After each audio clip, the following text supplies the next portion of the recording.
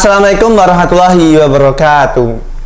Selamat datang di channel kami MBS Peler Yogyakarta. Jadi kami akan memperkenalkan program baru kita, yaitu Santri Bertanya, Ustadz Menjawab. Jadi bersama kami, yaitu saya Aran Diva, dan samping saya ada Ustadz kita, Ustadz terkece, Ustadz Sulaiman. Jadi bisa panggil Ustadz Sule ya. Ya, insya Allah.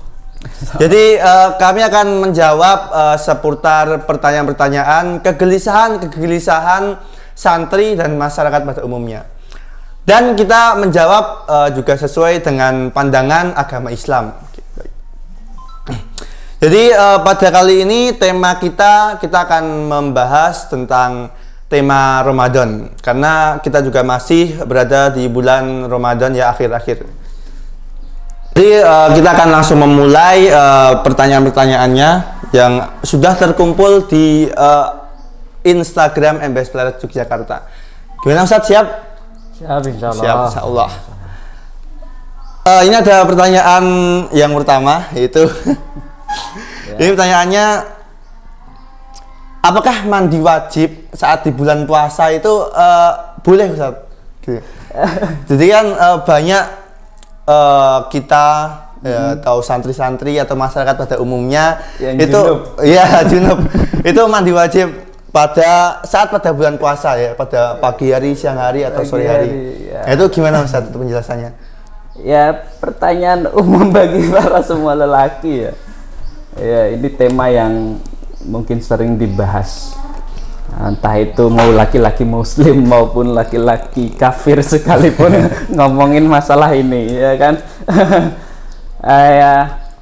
Mandi wajib saat setelah subuh, sholat subuh, iya, atau setelah subuh, siang hari, sore hari. Dulu, setelah itu sholat, apa sholat dulu baru junub itu? Itu junub dulu baru sholat. Junub dulu baru sholat, mandinya setelah sholat. Iya, itu. Itu pertanyaannya emang. Astagfirullah, itu belajar di mana ya? Itu santri kita. Atau enggak, itu junubnya sebelum subuh? Sebelum subuh. Iya, baru mau mandi setelah subuh. Baru mau mandi setelah subuh. Iya. Berarti dia subuhan dalam keadaan junub. Iya, itu. Ya salah besar lah. Itu ya siapa yang ngajarin? Nggak ada yang ngajarin. Nggak bisa. Nggak bisa sholat lah, belum junub, belum bersih. Atau masalahnya itu puasanya sah atau tidak? Puasanya sah apa tidaknya yang jelas pertama junubnya atau tidak suci. Dia sholatnya kira-kira batal atau tidak itu? Ya itu otomatis ya tidak sah. Tidak sah ya, batal ya sholatnya ya. Perlu dikoda itu sholatnya, itu yang perlu diluruskan terlebih dahulu. Kemudian yang puasanya itu batal apa tidak, yang jelas puasa itu dalam rangka menahan godaan nafsu. Enggak cuma menahan makan ya? Enggak, jadi ya nafsu itu juga bisa berupa amarah. Nafsu itu juga bisa berupa nafsu birahi ya, syahwat. Mungkin yang dipertanyakan adalah nafsunya ini. Nafsu kita lawan jenis seperti itu kan. Ini kan nggak bisa, dalam rangka dia nggak bisa menahan diri dari godaan itu. Tapi yang salah lagi dia atau santri atau udah belajar agama habis subuh tidur. Iya kan? Itu nggak mungkin banyak sekali. Dia junub karena belum tidur ataupun dalam rangka dia posisi tidur. Itu kesalahan lagi itu. Kesalahan. Ya maksudnya sebenarnya tidak mencerminkan santri sih sebenarnya. Kalau kayak gitu. Jadi kalau sholat subuhnya ya otomatis tidak sah maksudnya ya. Tidak sah. Kalau puasanya itu tidak membatalkan. Perkara yang tidak disengaja itu tidak membatalkan. Kalaupun benar-benar dia ketiduran, misal setelah tilawah atau setelah subuh dia zikir, kemudian dia tertidur dan dia tidak sengaja mimpi, ya nggak ada ya orang yang tahu ya, kita juga nggak ngarep-ngarep ya, tapi ya itu tidak juga datang dari hawa nafsunya, tapi karena itu datang dari mimpi. Tahu sendiri prosesnya adalah dari pikiran yang lost control atau tapi yang perlu digarisbawahi ini tidak sengaja ya. Harus tidak sengaja. Kalau sengaja nggak boleh. Sengaja, iya betul. Mau itu muntah pun itu, muntah kan membatalkan puasa, tapi kan kalaupun tidak sengaja tidak batal. Tapi emang ada muntah tuh kita sengaja itu ada? Orang ada. Orang yang mau diet itu, perempuan itu biasanya dia memasukkan tangannya kayak itu untuk memuntahkan makanan. Seperti itu. Ada lagi mungkin? Tadi yang pertama tentang mandi wajib ya, mandi wajib. Jadi mandi wajib ya itu untuk khususnya para lelaki ya. Jadi sesuai tadi Ustadz menjawabnya. Jadi tidak apa-apa ketika kita tidak sengaja. Puasa tidak batal. Jadi ketika sengaja ya pasti batal ya Ustadz ya. Iya. Maksudnya dia mimpi basah atau dalam rangka tidak sengaja kan mimpi. Iya, tidak sengaja. Mimpi tidak ada orang yang sadar dengan mimpinya ya. Itu ya fitrah dari Allah yang benar-benar dikasih oleh Allah berupa mimpi itu ya. Bukan suatu nafsu yang dia yang membatalkan puasanya, dan bukan nafsu yang yang dia sengaja kemudian mengurangi kualitas puasanya. Oke, tadi pertanyaan yang pertama, kita lanjut ya saat pertanyaan yang kedua. Ini kayaknya juga termasuk pertanyaannya ini tidak logis ya. Jadi tidak logis. Ini tidak ada gunanya gitu. Apa ditanya? Ini apa hukum lihat mukbang saat puasa? Lihat mukbang. Iya, mukbang lihat video orang makan, lihat yang kayak gitu. Kan kalau kita lihat video-video wanita yang mengundang syahwat itu kan tentu nggak boleh. Nah, ini kalau kita melihat orang mukbang itu gimana Ustaz? Mukbang ya? Iya. Setahu Anda ini budaya mana ini mukbang ini? Mukbang itu ya, setahu Arandiva sebagai pelaku sosmed ada yang melihat mukbang sendiri kan, tahu kan fenomena mukbang itu dari mana ini? Di mana? Nggak tahu ya Allah, ternyata nggak tahu. Saya yang jarang melihat itu tahu. Jadi mukbang itu makan besar, makan yang dengan porsi besar, yang tidak pada wajarnya ya. Tidak wajar. Atau boros. Padahal Rasulullah sendiri itu kita disuruh makan sebelum lapar, berhenti sebelum kenyang. Betul sekali. Mukbang itu porsinya ngeri. Tidak sewajarnya kali. Itu saya udah kenyang ya nggak mungkin bisa sholat ataupun ibadah dengan baik. Atau kemudian makan banyak itu kan boros jelas. Puasa lagi atau puasa boros, padahal harusnya ngirit, iya kan? Puasa itu kan kita memposisikan diri sebagai mungkin orang yang kurang, biar kita juga merasakan orang yang gak kekurangan, fakir miskin yang susah makan kita juga ngerasain, biar kita hati kita dan juga jiwa kita di posisi yang sama rata, jadi tidak ada tumpang tindih, ada sombong, iri kayak gitu, tidak ada. Yang jelas mukbang yang jelas budaya bukan budaya Islami, dan itu berbeda dengan dasar kita yang untuk tidak mubazir kan artinya pemborosan ya. Mubazir itu pemborosan, berarti makan yang berlebihan. Boros. Kira-kira boros nggak itu? Boros tentu boros.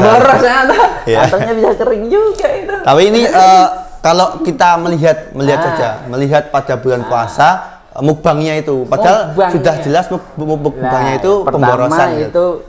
Itu ya saya harus tegaskan kalau budaya itu budaya jahiliyah menurut saya, karena kita membuang akidah kita untuk tidak mubazir, ya kan? Yang harusnya kita tidak mubazir tapi anuin mubazir. Pertama kayak gitu. Kemudian Rasulullah juga pernah bilang yang man tasyabbaha biqaumin fahuwa minhu. barang siapa yang mengikuti suatu kaum maka dia bagian dari kaum itu. Kalau dikategorikan orang yang ya kan di Al-Quran sendiri kan innal mubadzirina kanu min ahwani sayatin, ya kan. Jadi orang-orang yang mubazir, orang-orang yang boros itu temannya setan. Ya berarti perilaku ataupun budaya orang jahiliyah yang tidak Islami itu nggak boleh kita ikutin. Nggak boleh kita ikutin. Untuk mengikutinya aja nggak boleh, apalagi mendekatinya. Iya kan, kita mendekati lama-lama karena kita seringan nonton mukbang, kita memperbolehkan mukbang. Kita juga kadang mesti ikut-ikutan yang tren gitu ya. Nanti pas buka puasa kita beli yang banyak mukbang juga. Ini perilaku benar-benar tidak Islami dan benar-benar ya, kalaupun makannya sesuai dengan porsinya nggak masalah. Tapi kan banyak kontradiktif kultur yang misal kayak orang Jawa sendiri kalau makan kan nggak boleh nyeruput, nggak boleh keluar suaranya, nggak boleh kecap gitu ya. Ayo coba bayangin kamu mukbang di depan bapak ibumu, kamu lagi video, apa nggak dipukul itu ataupun ditegur, itu langsung itu. Yang jelas seperti itu. Tapi kalau mukbang kita lihat tuh nggak batal ya, tapi cuma mengurangi pahala puasa gitu. Yang jelas ya. Karena kita menonton hal yang tidak berguna gitu. Akidah atau pemahaman kita juga bisa berubah. Kita memperbolehkan budaya ya yang kita rasa itu jahiliyah dan juga tidak mendasar dan tidak Islami. Kalaupun kita takut ya, kalaupun kita memperbolehkan itu, akhirnya perilaku yang lain juga kita perbolehkan, akhirnya ya kita hidup tidak secara Islami ya loh. Kita buat apa kita memeluk agama Islam sebagai petunjuk ataupun sebagai pedoman hidup kita, seperti itu. Jadi mungkin lebih baik dijauhkan saja. Kalaupun melihat makanannya mungkin melihat yang sewajarnya makan, gitu kan ada banyak. Nggak perlu yang seruput, yang makan mie nggak berhenti ya tuh. Iya gitu.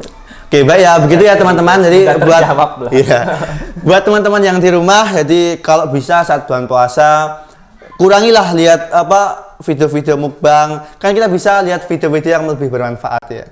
Kayak channel-channel ceramah, lihat channel MBS Pelara tuh tentu bermanfaat sekali ya. Karena nggak bikin kenyang ngelihat ceramah itu, adanya ngantuk mungkin ya. Akhirnya ngelihat yang enak-enak tuh. Jadi tadi pertanyaan kedua ya Ustadz ya. Jadi kita lanjut pertanyaan ketiga, yaitu ini perkara iktikaf ya Ustadz ya. Perkara iktikaf. Iya, iktikaf. Karena pada 10 hari terakhir ini ada sunnah Rasul yang perlu kita jalankan. Iya betul. Yaitu iktikaf. Benar sekali. Itu yang pertama apa aja itu Ustadz? Tata cara iktikaf itu? Tata cara iktikaf sendiri, secara bahasa sendiri ya. Iktikaf ya. Iktikaf itu menetap, mengurung diri. Kemudian ada beberapa ulama yang bilang berdiam diri. Bukan berdiam diri cuman diem aja ngelamun kayak gitu ya. Melakukan amalia-amalia, melakukan ibadah-ibadah ya, sunnah yang menambah pahala, menambah kualitasnya dalam beribadah di bulan Ramadan, seperti itu. Jadi ditambah. Jadi di bulan Ramadan tuh puasanya full ya kan. Sholat sunnahnya diperbanyak, ya zikirnya kalau bisa, baca Qur'annya apalagi malam Lailatul Qadar turunnya di bulan Ramadan, itu ya kan yang dicari di dalam Masalahan santri-santri ini itu apa boleh kita bawa HP ketika itikaf gitu. Saya banyak itu juga niatnya itikaf karena bawa HP ya, temennya bawa HP, jadinya mabar. Dia mabar, itu gimana Ustaz? Apakah membatal? Kalau HP-nya nggak jadi masalah ya. Kalau buat alarm, kalau mendekati sahur ataupun mendekati imsak yang harus kita segera melakukan sahur, ya kan, makan sahur atau persiapan salat, nggak jadi masalah untuk alarm, ya kan, ataupun untuk dibaca Al-Qur'annya, atau pingin di masjid itu itikafnya dalam keadaan redup atau kemudian buka Al-Qur'an biar terang atau Oh iya. iya kan? Itu manfaat atau Jadi tergantung kita. niat dan Tergantung kegunaan dan kita ya. kegunaannya, iya betul seperti itu. Iya. Jangan dicampur adukan. Itu sebenarnya dia izin iktikaf untuk alasan biar ketemu temannya. Ya bisa itu. Jadi Ya, itulah. iktikaf itu tergantung niat kita ya. Tergantung. Kalau niatnya ketemu teman, ya itu berarti cuman buat alasan-alasan untuk keluar dari rumah. Walaupun ketemunya di masjid itu termasuk Iya, alasan loh. Iya. Biar ketemu teman. Ataupun bisa mabar atau biar Iya. nggak dimarahin. ya kalian pintar atau ya mungkin sepatutnya udah ngelewatin itu jadi ya lebih paham. lebih paham. Jadi ya itu semua cuman alasan kalian. Seperti itu. Baik ya Ustadz, jadi ini sudah pertanyaan terakhir, kita batasi saja pertanyaan sampai sini. Iya. Karena banyak sekali pertanyaan yang sudah masuk di IG Ambassador. Dan nyelam. Iya, nyelas-nyelas itu. Jika kita ajak semua bisa berjam-jam waktunya. Iya, Padahal ini sudah waktu, wah sebentar lagi buka ya. Alhamdulillah. Jadi untuk menutup, Ustadz ada pesan. Pesan jadi buat anak-anakku, santriwan santriwati MBS Pleret sekalian, bulan Ramadan syahrus sober, jadi yang dilatih adalah kesabaran. Jadi puasa itu ngelatih sabar. Kamu punya keinginan atau berlebih belum terjawab, puasalah biar egomu atau keinginanmu yang menggebu-gebu itu tertahan oleh puasa. Pingin menikah atau tapi belum siap atau ya kan, kamu harus mengontrol nafsu kamu, puasalah. Karena memang faedah dari puasa itu menjaga ataupun menahan dari godaan-godaan seperti itu. Akhirnya kita jadi pribadi yang sabar, kita juga legowo, nggak kesusu, nggak terburu-buru dalam mengambil sikap ataupun mengambil sebuah langkah. Seperti itu saja.